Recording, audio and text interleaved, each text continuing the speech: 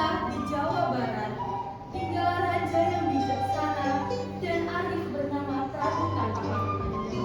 Raja yang sudah tua menyerahkan tahtanya kepada putri bungsunya yang bernama Purbasari. Hal ini membuat putri sulungnya Purbararang merasa iri dan dengki terhadap Purbasari. Sejatinya, tradisi penyerahan tahta diserahkan kepada putri sulung. Namun, raja merasa lebih baik memilih Purbasari karena memiliki pribadi yang baik dan bijaksana. Di tengah kebingungannya, ia masih bingung dengan pilihannya. Anak-anakku, ayah sudah tua. Suatu hari nanti, di antara kalian berdua akan menantikan ayah sebagai penerus pemimpin kerajaan ini.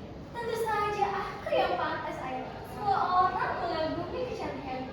Aku setuju, Kak. Kecantikan memang sangat indah, tapi hati yang baik itu lebih cocok untuk menjadi seorang pemimpin. Hah, kamu sebijak. Kita lihat saja siapa yang lebih pantas. Perkataan Purbasari membuat Purbararang marah besar. Ia berencana menyingkirkan adiknya bersama tunangannya Raden Indrajaya. Purbararang berjalan di taman istana tanpa kesal. Ia merencanakan sesuatu yang jahat untuk merebut tahta dari Purbasari. Wahai tunanganku, kenapa maju mengurang hari ini? Aku bukan Indrajaya. Ayah hendak memilih siapa yang akan menggantikannya. Dan Purbasari terlihat lebih suka olehnya. Jangan khawatir Purbararang, tahta itu milikmu. Jika kamu tidak bisa meyakinkannya, maka kita harus memastikan dia akan jadi ratu selanjutnya. Aku setuju. Aku akan melakukan sesuatu agar wajahnya jelek dan menjijikan. Dengan begitu tidak akan ada yang memilihnya. Itu ide bagus. Aku kenal seorang dukun, dia tinggal di hutan. Mari kita datang di desa. Hari Indrajaya bukannya menasihati, malah mendukung niat jahat tunangannya. Mereka pun menemui dukun sakti bernama Nironde untuk meminta ramuan jahat.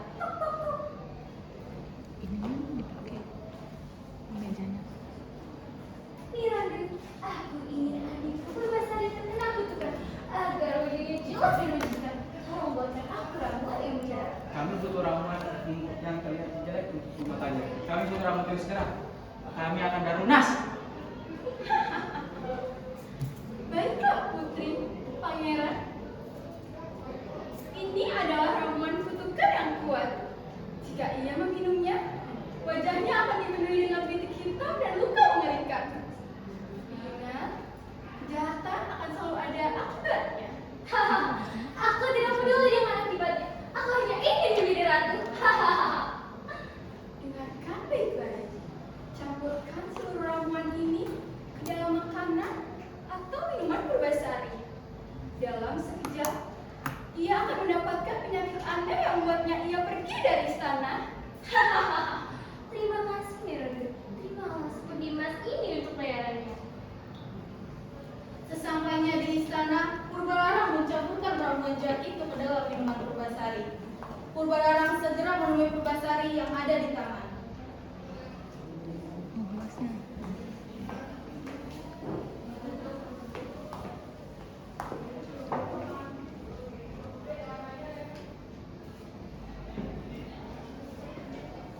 Hai Dik, ini kubawakan minuman yang mujarab untuk semuanya.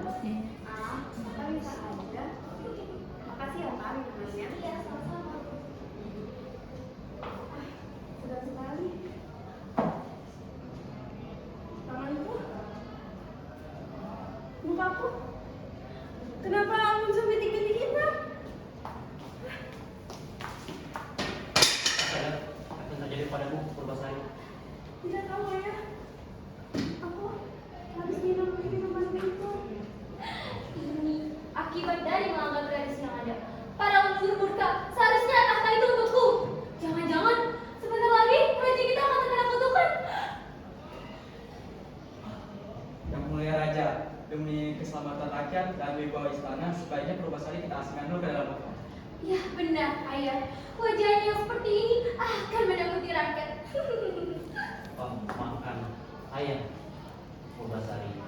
Pergilah ke hutan sementara waktu. Semoga Tuhan menolongmu. Baiklah, ayah. Aku akan pergi ke hutan. Tapi aku tidak menaruh dendam pada siapapun. Di hutan, Purbasari duduk menangis. Ia melihat-lihat sekitar dan merasa sedikit takut. Hingga suatu saat ketika sedang memikirkan kejadian itu, sepasang mata nampak sedang mengawasinya. Sepasang mata takut itu keluar dari persembunyiannya. Rupanya, seekor kera hitam berekor panjang atau lutung. Mengapa kau bersedih? Seekor lutung bisa berbicara. Siapa kamu? Aku nonton pasaran, aku tahu kamu terima, aku akan menolong. Setelah beberapa hari bersama, Purbarasari merasa terbantu. Lutung Kasarung juga sering sekali memberikan buah-buahan yang ia petik untuk Purbasari. Hingga suatu malam purnama, Lutung Kasarung nampak berdoa. Ternyata ia meminta pada Yang Kuasa untuk bisa menyembuhkan penyakit Purbasari. Doanya pun terkabul. Tanah di sekitar lutung tiba-tiba dipenuhi dengan cahaya. Di dekat pohon, ia melihat bunga yang bersinar. Keesokan paginya, ketika matahari menyingsing, lutung menemui Purbasari dan memberikan bunga tersebut.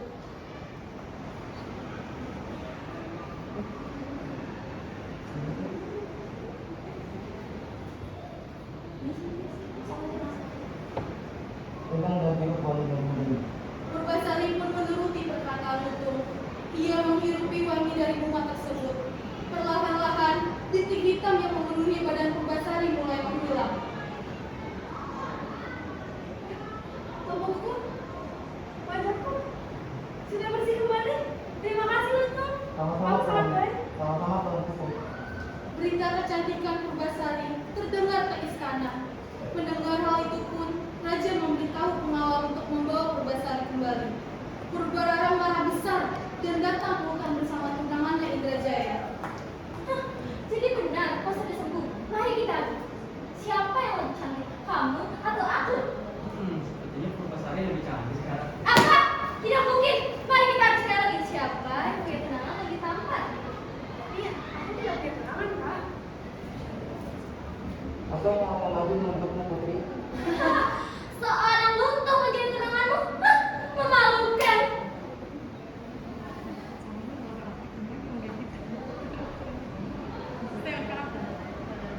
Semua orang terkejut melihat kejadian itu. Lutung Kasarung ternyata Sahyang Burminda, putra dewa yang turun ke bumi. Siapa kau? Apa? Tidak mungkin. Aku adalah sang Hindu Gita, putra dewa yang turun ke bumi. Aku membimbing.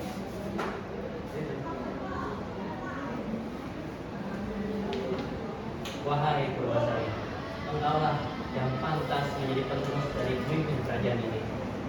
Apa yang panikku? Aku tidak jahat padamu. Tidak apa-apa, Kak. Aku sudah memaafkanmu. Lagi pula, kita hidup tenang bukan sekarang. Akhirnya, Purbasari menjadi ratu yang bijak dan Purbarara menyesali perbuatannya.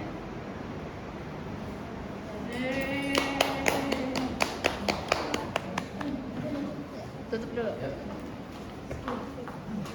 Sekian dari kelompok kami. Terima kasih. Cat.